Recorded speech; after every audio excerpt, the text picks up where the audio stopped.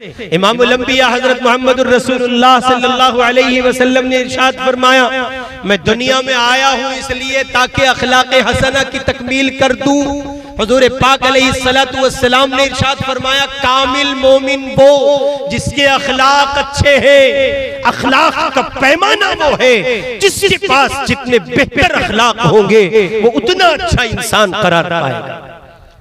चनांचे आप इस सिलसिले में इमामुल अंबिया हजरत मोहम्मद रसूलुल्लाह सल्लल्लाहु अलैहि वसल्लम की जात आली के औसाफ कमालात देखें। सैयदना अली कहते हैं कि हुजूर पाक अलैहिस्सलातु वस्सलाम की बारगाह में कोई आए और आपके चेहरे अनवर पर नजर डाल ले, ये आसान नहीं था, इसलिए कि मोहम्मद अरबी के चेहरे पर रौब ऐसा, जलाल ऐसा, मजाल है कोई निगाह उठा सके, मगर ये कि अगर हुजूर किसी पर निगाह डाल दें, सैयदना अली कहते हैं, और आप किसी से हम कलाम हो जाएं, फिर मजाल उसकी कि वो मुस्तफा की चौखट छोड़ दे और पूछो, जाओ दस्तक दो हजरत ज़ैद की चौखट पर, उनसे पूछो, उनका बाप भी खड़ा है, चचा भी खड़ा है, ज़ैद हम तुम्हें लेने आए हैं। हुजूर पाक अलैहिस्सलाम की अदालत में गुहार लगाई, हमारा बच्चा हमें लौटा दीजिए। फरमाया, इसी ज़ैद से पूछ लो ये जाना चाहता है कि नहीं जाना चाहता, अगर ये जाना चाहता है तो ले जाओ। मोहम्मद अरबी सल्लल्लाहु अलैहि वसल्लम की जात आली को सलाम, करोड़ों सलाम हो मोहम्मद अरबी पर। उधर ज़ैद के घर वाले पूछ रहे हैं, उधर ज़ैद कहते हैं ये जान तो जा सकती है, मोहम्मद रसूलुल्लाह की चौखट नहीं छोड़ी जा सकती। क्या अखलाक होंगे। सैयदना अनस कहते हैं, मैं बच्चा था, बच्चा 10 साल हुजूर की खिदमत में रहा, मुझे कभी यूं भी नहीं कहा ये काम यूं क्यों किया, यूं नहीं करना चाहिए था। और एक मौके पर तो कमाल हुआ, हुजूर ने किसी काम से भेजा, हजरत अनस अपने दोस्तों में गुम, अपने साथियों में मस्ती करने लगे, बच्चे थे, खादिम हो फिर बच्चा हो और वक्त का शेख हो, अल्लाह, और शेख में भी कौन, इमामुल अंबिया की जाते आली है, जहां सारे शेख शुयूख का तकवा, तहारत, लिल्लाहियत, बुजुर्गी, पाकीज़गी सब दम तोड़ देती है मुस्तफा की कदमों की खाक पर। हुजूर अलैहिस्सलातु वस्सलाम के ये सहाबी हजरत अनस कहते हैं, कभी अल्लाह के पाक हबीब ने, अल्लाह के पाक पैगंबर ने किसी दर्जे में नागवारी का इजहार नहीं फरमाया।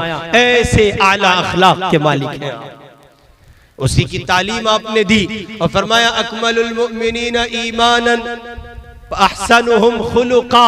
हुजूर पाक अलैहिस्सलातु वस्सलाम ने फरमाया, कामिल मोमिन वो जिसके अखलाक अच्छे हैं, और अखलाक के इस पैमाने और इस जमीन पर भी कामिल मोमिन वो जो घर वालों के साथ अच्छा हो। बाहर तो सारी दुनिया, इसलिए कि चंद घड़ियां रहना है, चंद सातें रहना है, संभल कर रह लेंगे।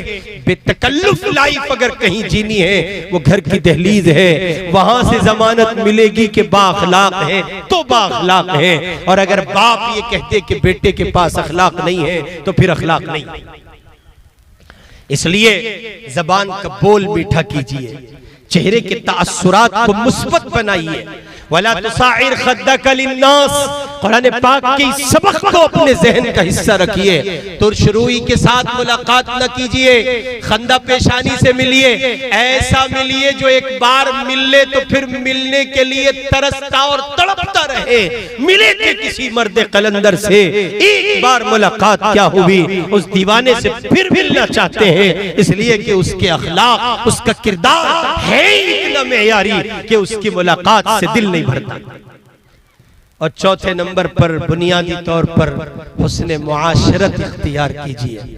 मुआशरे में जिस जमीन पर आप रह रहे हैं उस जमीन के अफराद आपके लिए गवाही दें, ये इंसान अच्छा है, ये बंदा अच्छा है, ये आदमी अच्छा है, कमाल का आदमी है, इसने हमें कभी कोई तकलीफ नहीं दी। सईदा आयशा से पूछा गया, अम्मा आप ये बताएं कि हम बाहर हुजूर पाक को देखते हैं, आपकी जिंदगी हमारी निगाहों के सामने है, लेकिन आप जब घर में होते हैं तो ये पसे पर्दा एक मंजर है, हमें नहीं मालूम आप घर में कैसे रहते हैं। करोड़ों सलाम अम्मा आयशा पर। वो कहती हैं, बस इतना समझ लो शॉर्ट में, अल्लाह के पाक पैगंबर जब घर में होते हैं तो घर वालों पर बोझ नहीं होते।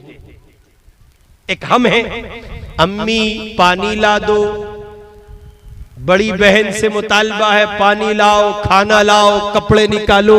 अपने काम काज में, दूसरों के काम काज में तो हाथ क्या बटाते, अपने काम करते हुए आज के नौजवान पर बार पड़ता है, जोर पड़ता है। अपने कामों से, अपने जाती और निजी कामों से नौजवान भागते हैं, बावजूद इसके कि उनकी झोली में जवानी मौजूद है। और किस कदर बेराह रवी है घर की दुनिया में। शेखुल इस्लाम कहते हैं जिन चीजों को हम गुनाह ही नहीं समझते वो उस दर्जे का गुनाह है कि अगर उनके गुनाह होने का एहसास हमें हो जाए तो फिर पता चले कि कितने बड़े जुर्म के हम मर्तकिब हैं। और वो गुनाह क्या है? फरमाते हैं किसी बंदे ने वॉश बेसन पर हाथ धोया और बराबर में टॉवल था, तौलिया टंगा हुआ था, उसने वहां से तौलिया लिया और हाथ साफ करते हुए वो तौलिया ले जाके बेडरूम में बेड पर डाल दिया। और फिर महान बात, किसी घर के दूसरे फर्द को जरूरत पड़ी, उसने तौलिया तलाश किया, न मिला, उतनी देर वो परेशान रहा। शेखुल इस्लाम कहते हैं इसका गुनाह उस बंदे के जिम्मे होगा जिसने यहां से तौलिया उठा के साफ करते हुए ले जाके बेडरूम में डाल दिया है। हस्ने मुआशरत सीखिए। और फिर मैं और आप तो उस जमीन पर रह रहे हैं जहां मुख्तलिफुल मज़ाहिब और मुख्तलिफुल मसालिक लोग पाए जाते हैं। उनके मजहब जुदा, उनकी तहजीब जुदा, उनका समाज जुदा, उनका कल्चर, उनकी सकाफत जुदा। वो हमसे मैच नहीं खाते मजहब के लिहाज से। कितना संभल कर रहने की जरूरत है। इसी को कहा था 1980 में हजरत मौलाना अली मियां साहब रहमतुल्लाह अलैह ने कि इस जमीन पर मुसलमान का सबसे बड़ा कसूर यह है कि वो इस्लाम की सही तस्वीर पेश करने से कासिर रहा है। अहवाल बहुत हैं और मसाइल बहुत हैं, लेकिन ये एक बुनियादी मसला है हिंदुस्तान की जमीन पर कि यहाँ मुसलमान इस्लाम की सही तस्वीर पेश करने से कासिर रहा है। मेरे भाई, आज के हिंदुस्तान में सबसे ज्यादा जरूरत है और उड़ीसा की सरजमीन पर बिलखुसूस आप मौजूदा हालात में 2024 के इलेक्शन के बाद जब हमने देखा कि रुख पलट चुका है और गुज़िश्ता जो हुकूमत थी उस हुकूमत के बाद मौजूदा अफराद आकर के बैठे हैं 2.5% मुसलमान या 3% मुसलमान उड़ीसा की सरजमीन पर जो पाया जाता है। अब उसकी जिम्मेदारी दोहरी है कि वो अपनी जिंदगी में हुस्न मुआशरत को दखल दे और बराबर में पाए जाने वाले उस पड़ोसी से जिसका मजहब इस्लाम नहीं है, जो हिंदू है, सिख है, ईसाई है, बुद्धिस्ट है, जैन है, दलित है, पारसी है, आदिवासी है, मराठी है, नहीं मालूम किस समाज का है, किस मजहब का है। उड़ीसा के 2.5-3% मुसलमानों के जिम्मे लाजिम है कि वो हुस्न मुआशरत की ऐसी नादिर मिसालें पेश करें कि दूसरा आदमी उनसे करीब तर हो।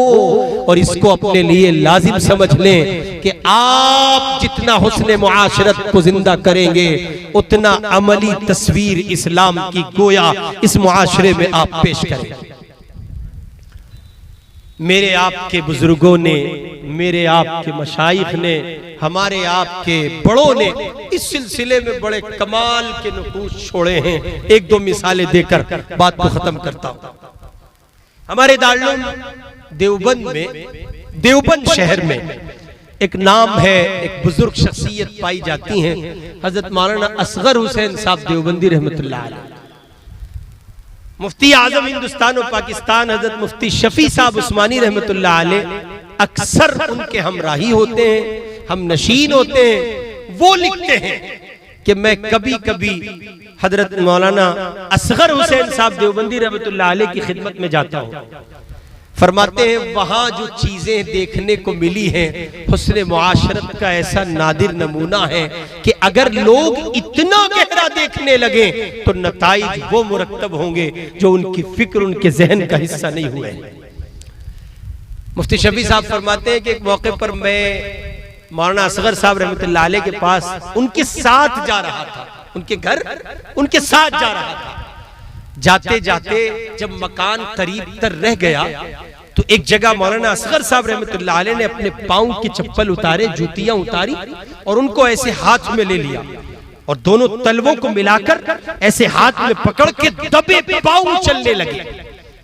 मुफ्ती शफी साहब रहमतुल्लाह अलैह कहते हैं, मैंने हजरत से कहा इस मरहले के गुजर जाने के बाद ये क्या था, ये क्या था, ये नहीं समझा मैं। तो हजरत ने फरमाया, मुफ्ती जी ये बराबर में एक खातून है जिसका किरदार मशकूक रहा है, उसकी जवानी और उसकी जिंदगी का बड़ा हिस्सा एक मशकूक किरदार के साथ गुजर गया।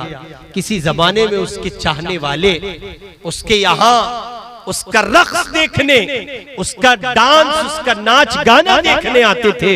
अब कोई ग्राहक नहीं आता, वो बूढ़ी हो गई। मैं जब इसके मकान के पास से गुजरता हूँ, पांव से चप्पल निकाल के हाथ में लेके दबे पांव गुजरता हूँ। शेख मुफ्ती शफी साहब रहमतुल्लाह अलैह ने कहा, हजरत क्यों? फरमाया, मुझे ये डर रहता है कहीं मेरे चप्पलों की आवाज से, मेरी जूते और मेरे कदमों की आहट से उस अल्लाह की बंदी को कोई उम्मीद न लग जाए कि लगता है आज फिर कोई चाहने वाला आ गया, और जब मैं गुजर जाऊंगा और वो किसी को अपने पास नहीं पाएगी तो उसका दिल दुखेगा, दिल टूटेगा। मैं असगर हुसैन ये चाहता हूं कि किसी अल्लाह की ऐसी बंदी का दिल भी मेरे अमल से न दुखे जिसका किरदार मशकूक हो, इसलिए कि दिल का टूटना क़यामत होता है। ये आपके मेरे अकाबिर हैं। यही हजरत मौलाना असगर साहब रहमतुल्लाह अलैह, मुफ्ती शफी साहब इनकी खिदमत में एक मौके पर गए, खाना खाया। खाना खाने के बाद आमतन दस्तरखान उठता ही है, तो मुफ्ती शफी साहब ने कहा, हजरत मैं उठा दूं? फरमाया, मुफ्ती जी दस्तरखान उठाना आता है? ये हुस्न मुआशरत के पहलू सिखा रहा हूं जो अकाबिर ने लिखे हैं। मुफ्ती जी दस्तरखान उठाना आता है? कहा, हजरत ये भी कोई फन है? फरमाया, हाँ ये भी फन है, सीखने से आता है। और मियाँ ये बाजार में नहीं मिलता, इसे आप खरीद नहीं सकते, ये सलीके का जहान है। किसी बड़े की चौखट पर जाकर छोटे बनकर अहलुल्लाह की जूतियां सीधी करो।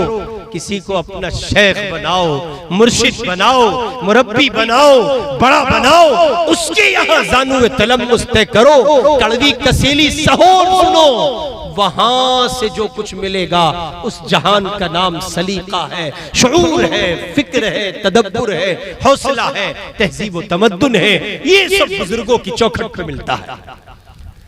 मुफ्ती शफी साहब रहमतुल्लाह अलैह ने कहा कि हजरत दस्तरखान उठाना भी फन है? फरमाया, हाँ आइए सिखाता हूँ। फिर हजरत मौलाना असगर साहब रहमतुल्लाह अलैह ने कहा, मुफ्ती जी देखो ये रोटी हमने अभी खाई है और रोटी पर ये छानस लगा है, आटा लगा रहता है बुरादा, हमारे यहाँ उसको छानस कहते हैं, आपके यहाँ नहीं मालूम क्या कहते होंगे।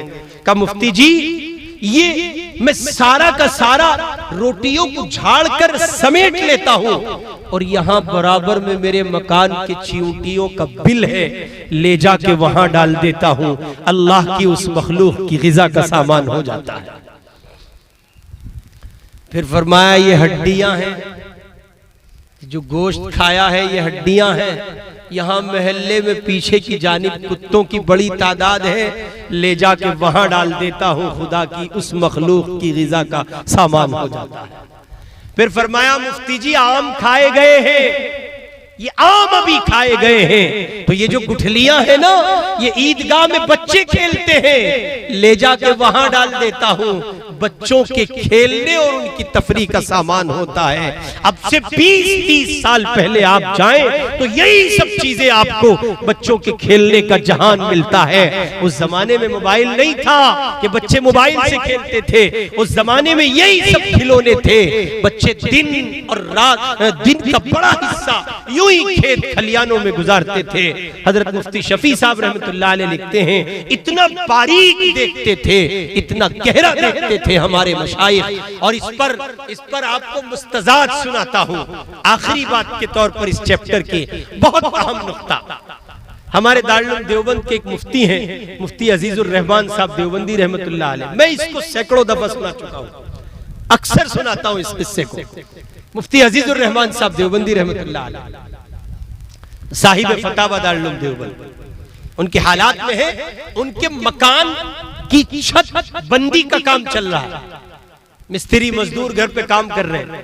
हजरत सुबह 7 बजे दारुल गए थे, 11 बजे छुट्टी हुई, घर आए तो आपने देखा शिद्दत की धूप है और उस धूप की तमाजत में एक मजदूर मिट्टी ढो रहा है। नीचे से तसला भरता है, सर पे रखता है, सीढ़ी के सीढ़ी पर पांव रखते रखते ऊपर पहुंचता है, थकन से चूर है, पसीनों में शराबोर है।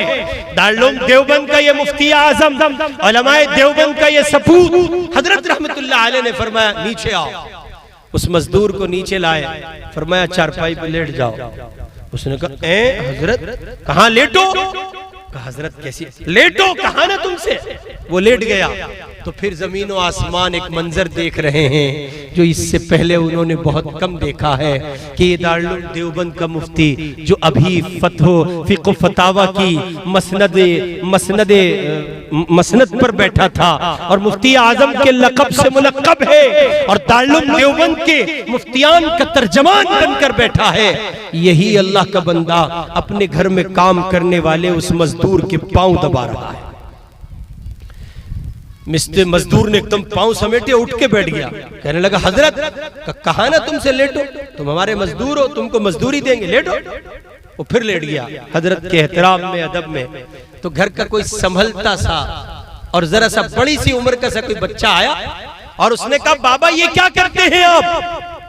ये हमारा मजदूर है, मजदूरी कर रहा है, शाम को हमें इसको मजदूरी देनी है और आप हैं कि इसके पांव दबा रहे हैं। तो हजरत मुफ्ती साहब रहमतुल्लाह अलैह ने फरमाया तुम ये देख रहे हो ये तुम्हारा मजदूर है और तुम ये देख रहे हो कि तुम इसको मजदूरी दोगे, ये तुम्हारे यहाँ मजदूरी कर रहा है। मैं इस निगाह से नहीं देखता, मेरा जाविया ये है अल्लाह का बंदा है, जैसे मैं थकता हूँ वैसे ये थकता है, जैसे धूप मुझे खाती है वैसे धूप इसे खाती है, जैसे ये थकन से चूर है वैसे मैं भी थकन से चूर होता हूँ। ये खुदा की मखलूक है, अशरफ मखलूक का हिस्सा है, मैं मखलूक की खिदमत करके खालिक को राजी कर रहा हूँ।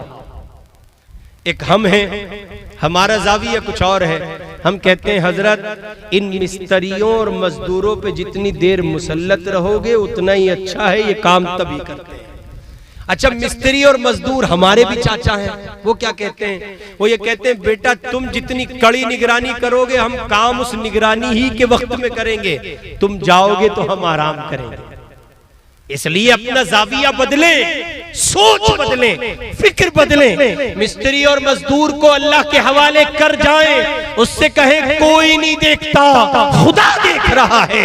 ये जो रोजी कमाओगे इसमें अगर बट्टा लगाओगे तो हराम करोगे, अल्लाह को जवाब देना होगा। और ऐसे हो जाओ कि उनके लिए रहमत बनो, जाविया बदलो। शेखुल इस्लाम कहते हैं मौलाना तकी साहब उस्मानी रहमत बरकातुहुम कि जाविया निगाह बदल लो, ये दुनिया भी तुम्हारी दीन हो जाए।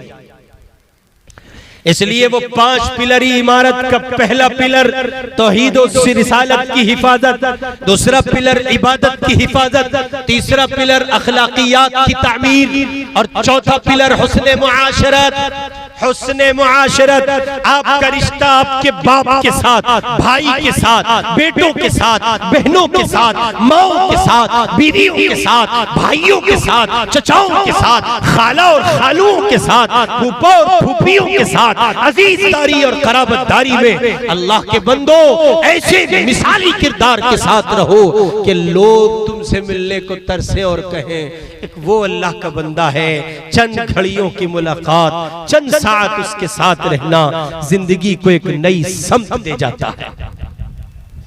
इसलिए और मौजूदा हिंदुस्तान में इसकी शदीद जरूरत है।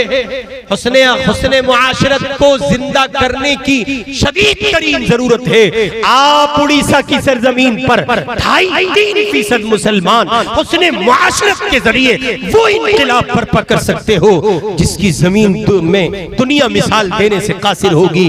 यहाँ आप अपनी रविश बदल दें, अपना किरदार बदल दें, हर एक हिंदू को सीने से लगाएं, हर एक सिख को सीने कैसे लगाएं, हर एक पारसी के साथ हुस्न मुआशरत हो।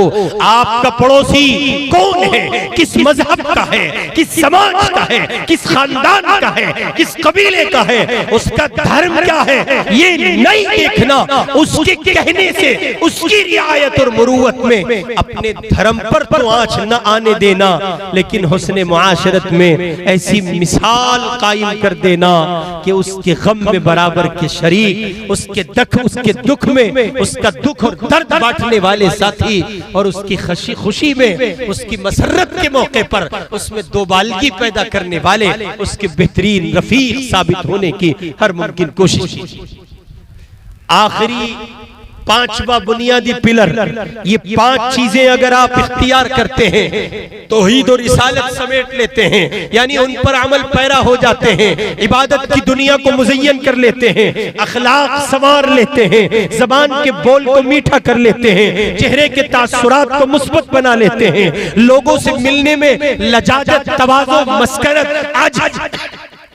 आजिज़ी ले आते हैं। अल्लाह के बंदो, हुस्न मुआशरत अगर आप जिंदा कर देते हैं तो 5वां बुनियादी पिलर है हुस्न मुआमलात, और उसका आसान सा डेफिनेशन है, आप पर किसी का निकलता है, सो जान से कोशिश कीजिए कि रहते हुए, इस जमीन पर रहते हुए, चलते हाथ पांव आप अपने वजूद की मौजूदगी में किसी का निकलता हुआ दे जाएं, कल पर न छोड़ें। आप पर किसी का कुछ निकलता है, कोशिश करें माफ कर दें, और आपका किसी पर निकलता है तो माफ कर दें, और आप पर किसी का निकलता है तो घड़ी की चौथाई में, पहले लम्हे और मरहले में इसकी कोशिश करें कि आप पर निकलने वाली वो एक पाई जिसका वजूद कोई ना हो, आप उसको अदा करते जाए, और इमामुल अंबिया का वो फरमाने आलिशान अपने सामने रखें जिसमें हुजूर ने फरमाया, बताओ मेरी उम्मत का सबसे बड़ा गरीब कौन?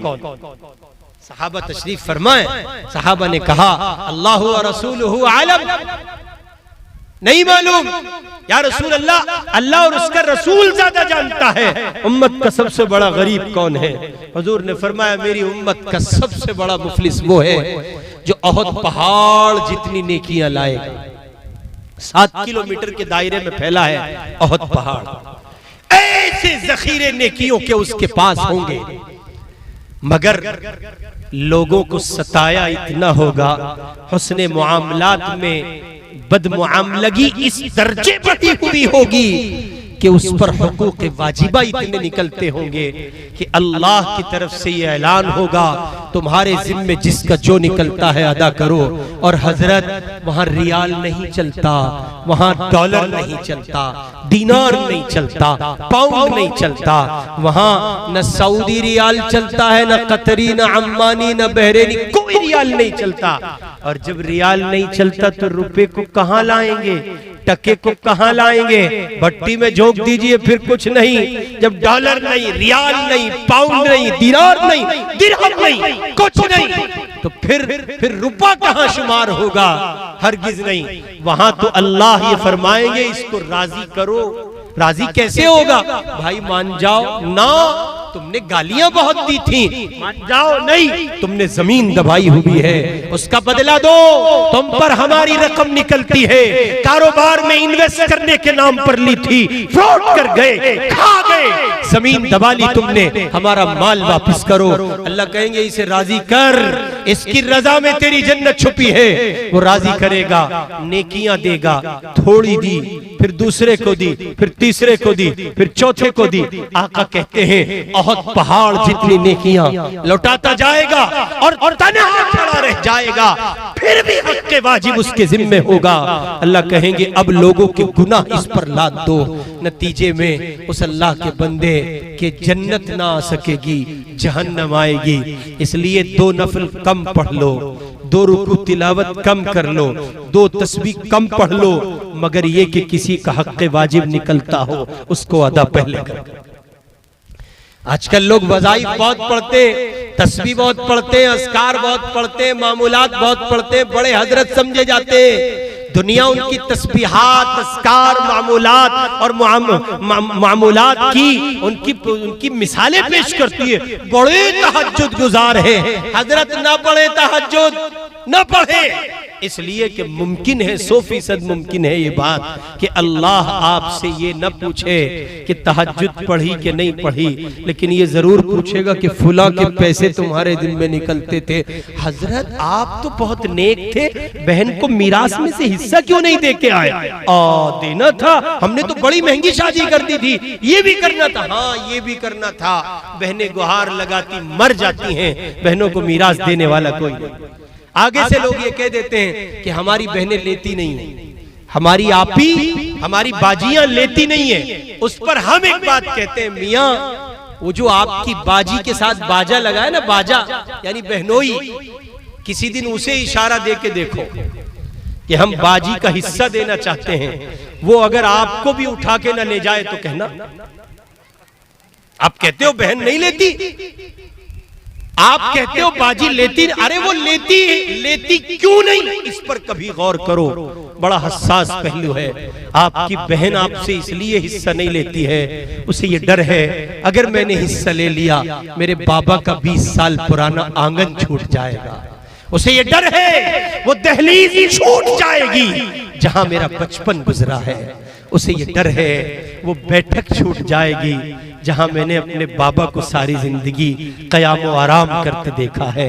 वो उन यादों को बेचना नहीं चाहती है, इसलिए वो समझौता कर लेती है और एक बड़ी रकम छोड़कर वो खामोशी से अपने दुनिया को आबाद कर लेती है और अपने जहान में पांव पसार लेती है। आप समझते हैं कि बाजी बड़ी खुददार है और वो देना लेना नहीं चाहती है।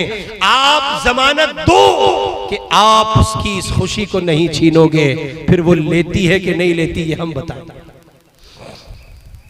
इसलिए बहनों को मीरास दीजिए, वरना फंसेंगे, लटके रह जाएंगे, जन्नत खतरे में पड़ेगी। सारे मुआमलात, सारे मामूलात, अस्कार, वज़ाइफ, औरात, तिलावत और नहीं मालूम क्या क्या सब कोशिशें और काविशें आपने की होंगी, सांप धरी की धरी रह जाएंगी अगर बहनों को मीरास न दिया होगा। इसलिए 5वां बुनियादी अमल है हुस्ने मुआमलात। हुस्ने मुआमलात, साफ शफाफ रहिए, आईने की तरह रहिए। आपके जिम्मे किसी का कुछ निकलता हो, अपने आप को ऐसा बनाइए कि आप पाक साफ। हमारे दिल्ली शहर में एक बहुत बड़े बुजुर्ग गुजरे हैं, बाबा फरीदुद्दीन रहमतुल्लाह अलैह। उन्होंने अपनी जमाने तालिब इल्मी में किसी किताब की जिल्द एक बनिए से बंधवाई और वो बनिया पाक पटन में जाके रहने लगा। हजरत रहमतुल्लाह अलैह को एक लंबे जमाने के बाद ख्याल आया, हजरत रहमतुल्लाह अलैह उसके वो चंद पैसे देने पाक पट्टन, आजकल पाकिस्तान का हिस्सा है, वहां पहुंचे तो बनिया इस हाल में था कि जां बलब था, मरने के करीब था। और जब हजरत ने जाके कहा कि मैं फरीदुद्दीन, आपसे मैंने दिल्ली में पढ़ते हुए किताब की जिल्द बंधवाई थी, आपके कुछ पैसे मेरे जिम्मे थे, कब मुझे तो यकीन था कि तुम जरूर आओगे और तुम आ गए। मुझे तो यकीन था कि तुम आओगे और तुम आ गए। अल्लाह के बंदो, किसी जमाने में मेरे और आपके लिए तसव्वुरात ये थे। सोचे हम मामलात की जमीन पर कहां खड़े हैं। आपके जिम्मे किसी का कुछ निकलता है, पहली फुर्सत में अदा कीजिए, और आपका कुछ निकलता है छोड़ सकते हो, वसाअत खुदा ने अता की हैं तो छोड़ दीजिए। ये 5 बातें हजरत वाला शेखुल इस्लाम मौलाना तकी साहब उस्मानी दामत बरकातुहुम ने लिखी हैं कि इस जमाने में, और ये हजरत हकीमुल उम्मत का तैयार करदा नुस्खा है, इस जमाने में कोई आदमी ये चाहता है कि वो पूरे इस्लाम को अपनी जिंदगी का हिस्सा बनाए तो उसके जिम्मे लाजिम है कि वो ये 5 बातें अपनी जिंदगी का हिस्सा बना ले। तौहीद और रिसालत पर कायम रहे, इबादत पर कायम रहे और हुस्ने अखलाक की दुनिया आबाद करे, मुआशरत को बेहतर बनाए और मुआमलात की दुनिया को अखलाक हसना से, शरीयत से, सुन्नत से मुज़य्यन करे। नतीजे में अल्लाह उसको कुल के कुल इस्लाम पर अमल पैरा फरमा देंगे। ये कुछ गैर मुरत्तब सी बातें इस गुनहगार ने आपकी खिदमत में रखी। इसी एक महीने में 2 मरतबा आपकी दूसरी मरतबा मरतबा ये आपकी खिदमत में हाजिरी है, अपने जज्बात, अपने एहसासात और अपनी फिक्र आपके सामने रखी है। वाइज मुकर्रिर तो बड़े लोग हुआ करते हैं, मुझसे पहले आपके हजरत शेखुल हदीस साहब दामत बरकातुहुम ने बड़ी मुफस्सल और जामे गुफ्तगू की है। आप अपने इन मशाइख का, अपने इन उलमा का और अपने इन बुजुर्गों का भरपूर एहतराम अपने जिम्मे वाजिब रखिए और इनकी कद्र मंजिलत को समझिए। हम मेहमान हैं, चंद सातों के हैं, सुबह आपके दरमियान से रुखसत होंगे। ये आपके मेजबान हैं, आपके मकामी उलमा हैं, इनसे इस्तिफादा कीजिए और इस नेमत को नेमत समझिए। अल्लाह इसमें भरपूर इजाफा फरमाएंगे। खुदा आपको शादो आबाद रखे। बहुत बहुत ज्यादा मुबारकबादी के मुस्तहिक हैं मदनी फाउंडेशन के नौजवान कि उन्होंने अपनी शब रोज की मेहनत के नतीजे में ये गुलशन तामीर किया। उलमा को बुलाया, उनसे दरखास्त की कि वो आए, कुरान और सुन्नत की रोशनी में वो हमें दीन और दीन का फैला हुआ मजमून हमारी झोली में डाल दें और हम उस पर अमल पैरा हो जाएं। खुदा आपके इस सिलसिले को मुबारक फरमाए, बरकात का ज़ुहूर फरमाए। इस गुनहगार ने भी कुछ गैर मुरत्तब सी बातें आपकी खिदमत में रखी हैं, अल्लाह अमल की तौफीक अता करे। अब तो जाते हैं मैं कदे से मीर, फिर मिलेंगे गर खुदा लाया। व आखिर दावाना अनिल हम्दुलिल्लाहि रब्बिल आलमीन।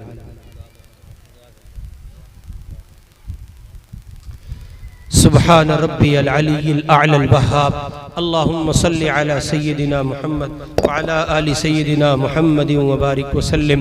अल्लाहुम्मा सल्लि अला सय्यिदिना मुहम्मद व अला आलि सय्यिदिना मुहम्मद व बारिक व सल्लिम। अल्लाहुम्मा सल्लि अला सय्यिदिना मुहम्मद व अला आलि सय्यिदिना मुहम्मद व बारिक व सल्लिम। प्यारे अल्लाह, हम सब के हाल पर रहम फरमा, हम सब के गुनाहों को मुआफ फरमा, हम सब की खताओं से दरगुजर फरमा, सय्यिआत को हसनात से मुबद्दल फरमा, अपने मकबूल बंदों में शामिल फरमा, ताआत की इज्जतें मुक़द्दर फरमा, मासियत की जिल्लत से हिफाजत फरमा। प्यारे अल्लाह, बीमारों को शिफा अता फरमा, मरहूम मुसलमानों की मग़फ़िरत फरमा, मज़लूम मुसलमानों की मदद फरमा, बिलखुसूस अहले फ़िलिस्तीन की मदद फरमा, अहले शाम की मदद फरमा, अहले बर्मा की मदद फरमा, कुल आलम इस्लाम की मदद फरमा। प्यारे अल्लाह, हमारे इस मुल्क हिंदुस्तान में जहां जहां मुसलमान बसता है, बिलखुसूस उसकी जान, उसके ईमान, उसकी माल, उसकी इज्जत, उसकी आबरू की, दौलत की भरपूर हिफाजत फरमा। ए करीम परवरदिगार, हमारे इस अमल को कबूल फरमा, यहाँ मिलकर बैठने को कबूल फरमा, कहने सुनने को कबूल फरमा, कहने सुनने में जो खामियां हुई अपने फजल व करम से मुआफ फरमा। प्यारे अल्लाह, इस मजलिस के मुनाकिद करने, इसके सजाने में जो जो कोशिशें आपके जिस जिस बंदे ने की हैं, आप बेहतर जानते हैं, आपको सबके दिल की हालत का पता है। अल्लाह, इसको कबूल फरमा, कबूल फरमा, कबूल फरमा, कबूल फरमा। प्यारे अल्लाह, आपकी कबूलियत पर मदार है, अगर आपने कबूल न किया हमारी सारी मेहनत जाये हो जाएगी। रब्बा, हमने ये सब कुछ आपके लिए किया है, आपकी मोहब्बत में किया है, आपके दीन के लिए किया है। अल्लाह, इसको कबूल फरमा, इसके माना खेज नताइज मुरत्तब फरमा।